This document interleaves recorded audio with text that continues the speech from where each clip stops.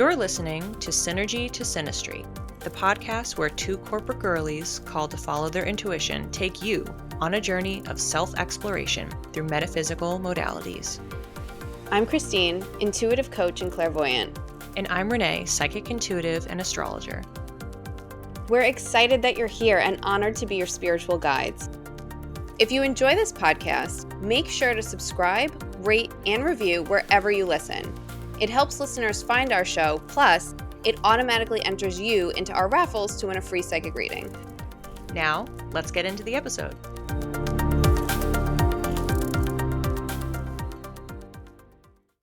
Hello and welcome to our very first Modernity episode. I have been looking forward to this one because so much has come up literally in the last week related to Greek culture.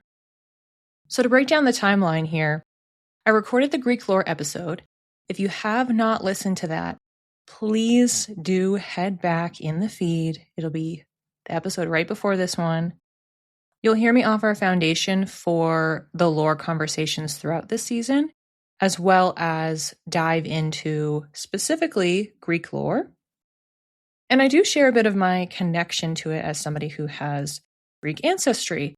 And what is so funny is I knew at the start of this week that I was going to be recording this Modernity episode. I was doing my research and getting my notes, and it was like it was all just falling into place, as they say, divine timing. As the week progressed, it just amped up even more and more.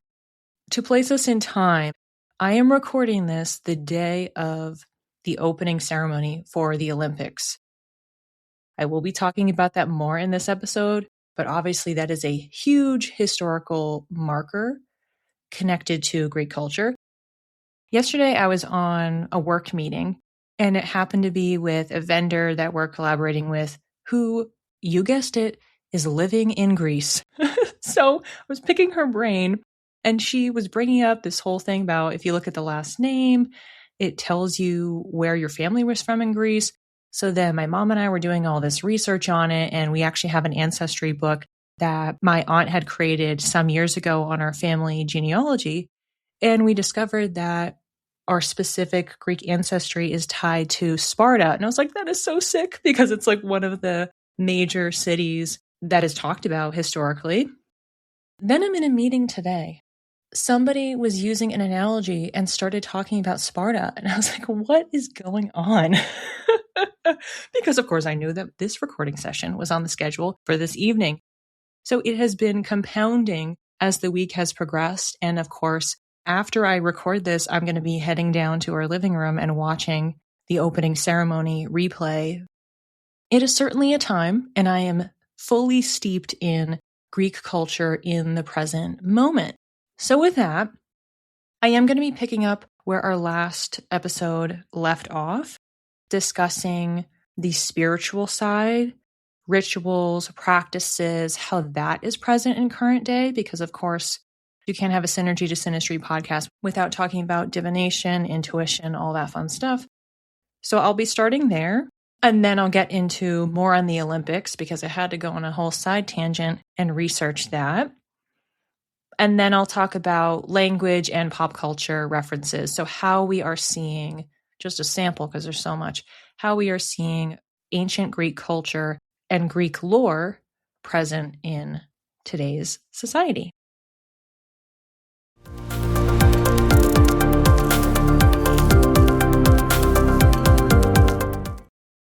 To provide a bit of an umbrella for today's conversation, I'm going to start by defining Hellenistic Reconstructionism. This is the practice of recreating ancient Greek rituals via historical records and adapting them to modern times, especially cutting the sexism, misogyny, all of that horrible stuff. Modern adaptations could include creating altars to the Greek gods and goddesses, maybe offering gifts to them. People engaging with the ancient Greek spiritual traditions may also observe or attend festivals. There are still some active events and traditions in Greece.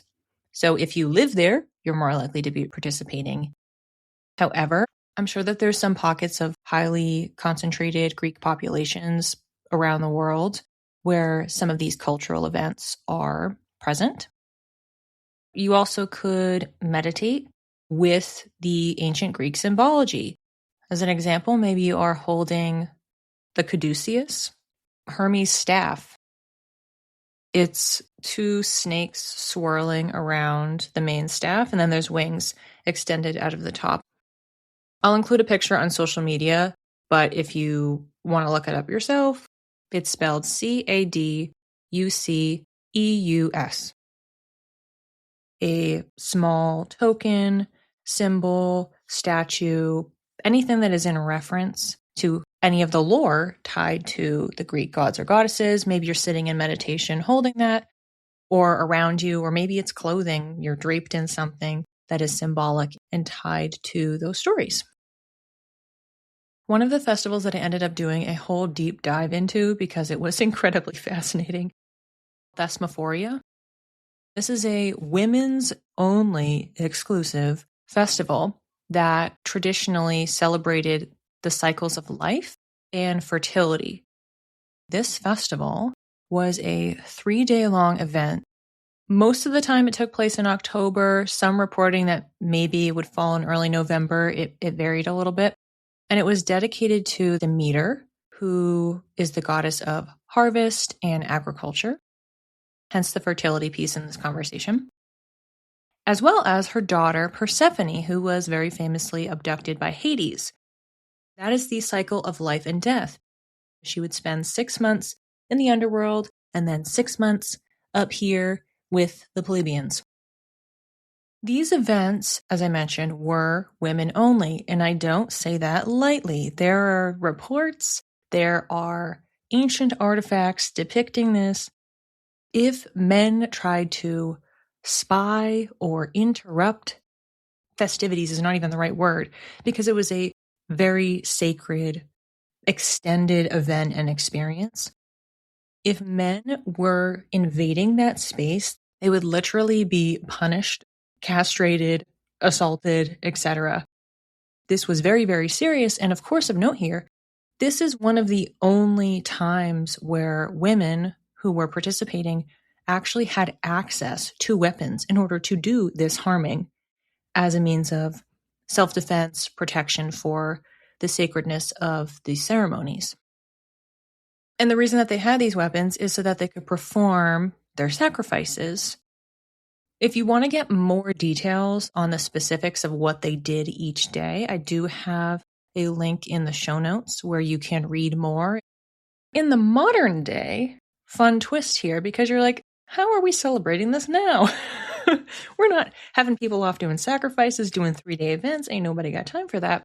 But I was reading that in a way, it's the equivalent of American Thanksgiving. When Greeks are honoring the harvest, abundance of food, and expressing gratitude. Those are all the major hallmarks of the American Thanksgiving. You're gathered together, you have a ton of food loaded up on your plate. Oftentimes, I know my family does this, people go around the circle, say what they're grateful for. So it's a bit of that vibe in modern times.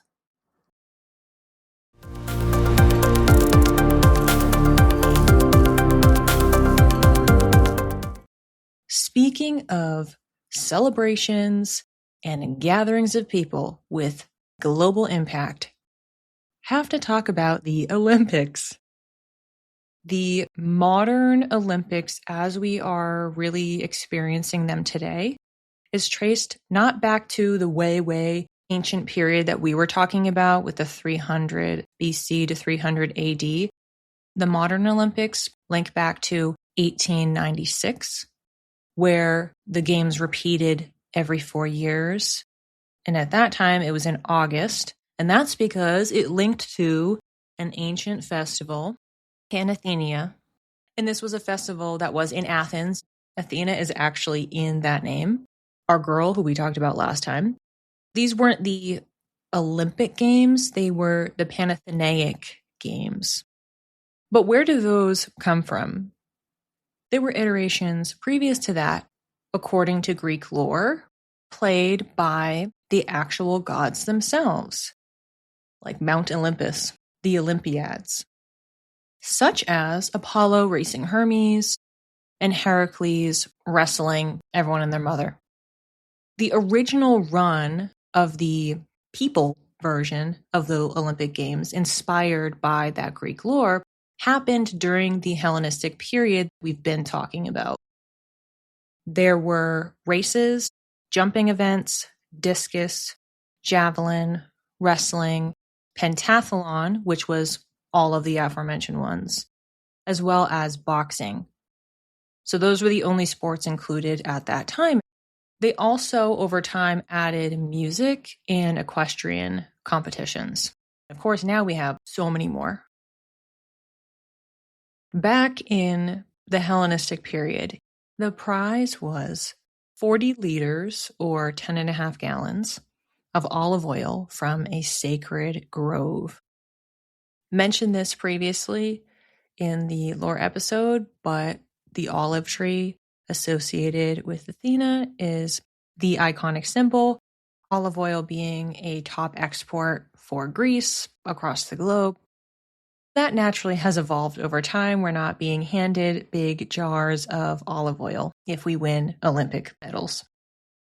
There seems to be a range for how much the gold medalists actually win. I've seen numbers are like $100,000, closer to $1 million, or maybe even less than 20,000. Part of the variability ties to the countries themselves. Such an indicator of the change in times. And if you're looking for an explanation as to why we had this original run of the games and then we had this large gap, and then the panhellenic games that happened several hundreds of years later, that is because in 393 AD, just after the Hellenistic period, the Roman Emperor Theodosius I banned the games in their entirety. So that's why we had this large gap without any competitions of this nature honoring the gods.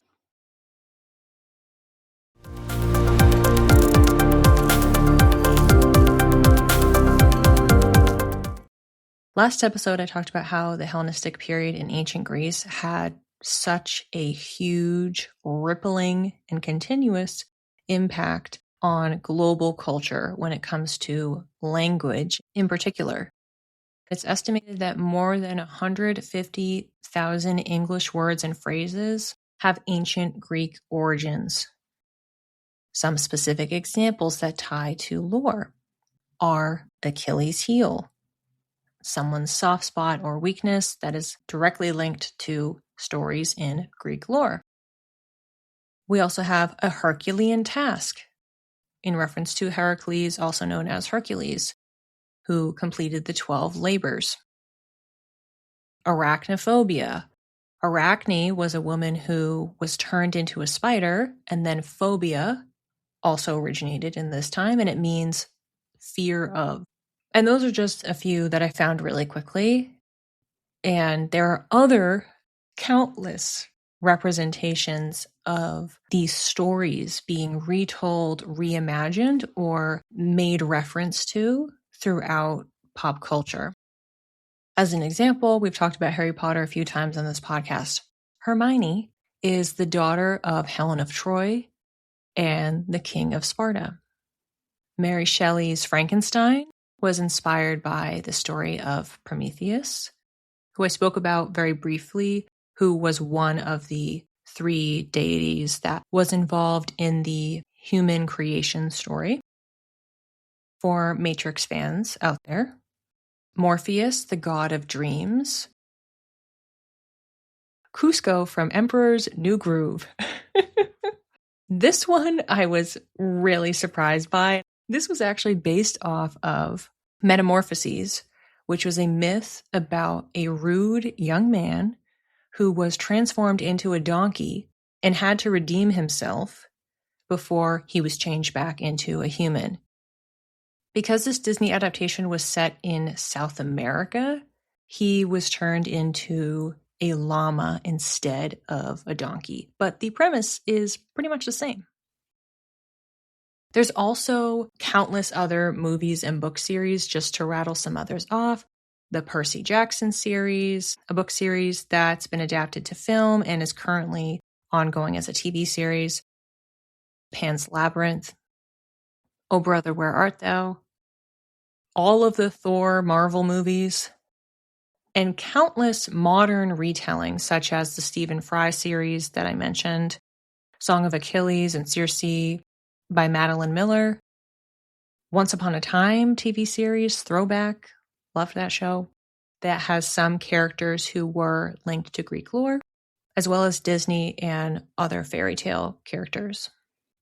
And then just to bring in a little bit of musical theater, we have Hadestown, which is fully inspired by the story I mentioned earlier. It's Hades and Persephone.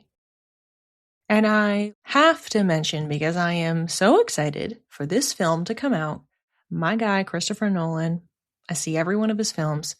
The big blockbuster of the summer, 2026, is The Odyssey. I will definitely go see that in theaters, and maybe I'll record a little reaction and my thoughts on it when we get there.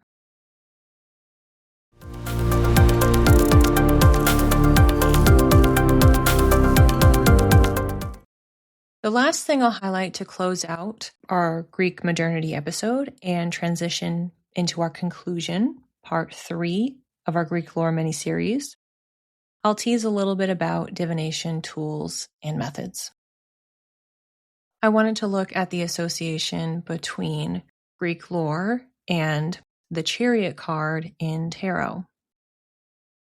This card is thought to be specifically linked to Greek mythology, with a theme of triumph. This motif of the chariot appears repeatedly in Greek lore. For example, Heracles is shown with a chariot, especially for his achievement of those 12 labors, which was stemming from courage and strength. And those are also keywords linked to that card. We have Apollo, classic, iconic. His chariot is one that he flies across the sky in order to move the sun to bring us day and night. And his chariot represents clarity and enlightenment. And then my last example, we have Poseidon. This is a horse-drawn carriage that reflects emotional self-mastery. Now, this makes sense for all my astrology besties out there.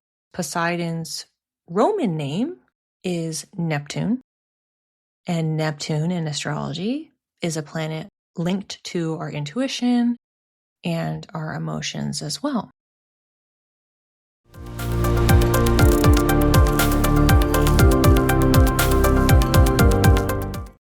Tune in next time for the conclusion of this series, Greek Lore in Practice.